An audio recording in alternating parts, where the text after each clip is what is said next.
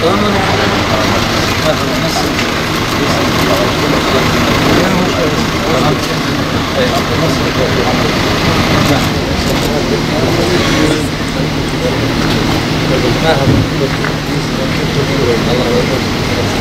Merhaba gençler. Nasılsınız? İyisiniz. Merhaba.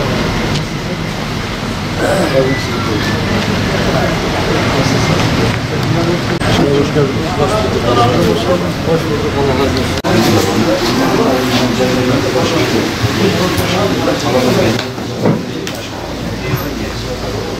Dışarıdan birilerinin dürtüklemesiyle, birilerinin fitlemesiyle, birilerinin işte tuzaklarıyla ya da tehditleriyle, parmak sallamasıyla olmasın bu işler. Bizim kendimize ait bir irademiz yok mu? Biz kendi kendimizi idare etmekten aciz miyiz? Biz kendi yöneticimizi seçmekten aciz miyiz? Onların isimleri kendileriyle uğraşsınlar. Onların memleketinde sandık kurulduğunda sandığa giden insanların oranı %40'lardadır. %50'lerdedir en fazla. %80'leri falan onları görmezler. Ama buna rağmen sanki onlarda her şey güllük gülistanlık. Onlarda vatandaş kendisi istediğini seçiyor, istemediğini bertaraf ediyor. Burada da sanki 3-5 kişi yöneticinin kim olacağına karar veriyor. Hayır öyle değil. Çıkarsınlar onlar %80'lik, %80 kusurluk, %90'a yakın katılım oranını görelim. Evet. Dolayısıyla diyoruz ki bu millet kendi iradesini kimseye teslim etmez, etmeyeceğini göstermeli. Bu millet başkasının dayatmasıyla, parmak sallamasıyla, başkasının işte ne bileyim tehdidiyle ya da tabirimin mazur görünürken yemlemesiyle bir yere gidecek değil. Birisi kabana bir peynir koyuyorsa o fare o peyniri kendisine gıda olarak görür ama aslında o onu kapanın içerisine çekmek içindir. Biz fare değiliz. Kimse bizi avlayamaz. Allah'ın izniyle biz bunu gösterelim diyoruz. Cumhur İttifakı'nın içerisindeki partilerin hepsi her konuda aynı mı düşünüyor? Hayır. Farklı düşünebiliriz.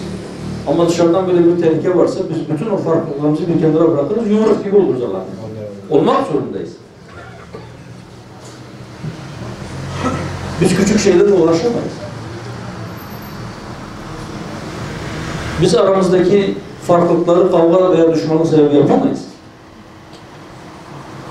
Bu vatan hepimiz. Bu bayrak hepimizin.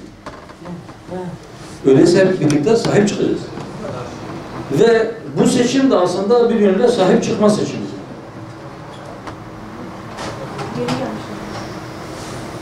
Diğerleri bir zayıflık görürse ki bize göre eğer hükümet değişikliği olursa özellikle bu sistemde parlamento çoğunluğu bir taraftayken öbür tarafta zayıf bir koalisyon ve birbirine benzemeyen partilerin biz birlikte yöneteceğiz ve oy birliğini yöneteceğiz sözünden dolayı siyasi kriz çıkma ihtimali çok çok yüksektir. Siyasi kriz çıkarsa arkasından ekonomik kriz de gelir ve Türkiye kendi etrafında yanan bu ateş çemberinin içerisine düşer ya da kendi kabuğuna çekilir, kendi burnunun dibindeki menfaatlerini bile savunamayacak pozisyona düşer. Ve bundan hepimiz birlikte zarar görürüz. Şu anda bizi birbirimize karşı kışkırtanların da gayesi budur aslında. Bizi birbirimize düşmanmış gibi, bizi ya da işte ne bileyim ihanet içerisindeymiş gibi birilerimizi karalayıp maksat birliğimizi bozmak, fitne düşürmek. İnşallah biz onlara prim vermeyeceğiz. Bütün kardeşlerimize söylüyoruz, tekrarla söylüyoruz. Lütfen gücünüzü toplayın, azminizi bileyin, kararlılığınızı ortaya koyun.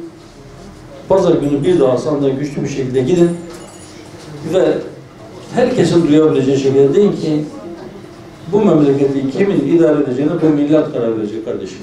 Amerika, Fransa, İngiltere, Almanya, Kandil, Pensilvanya buna karar veremez. Hadi oradan diyeceğiz. Hepsini birden.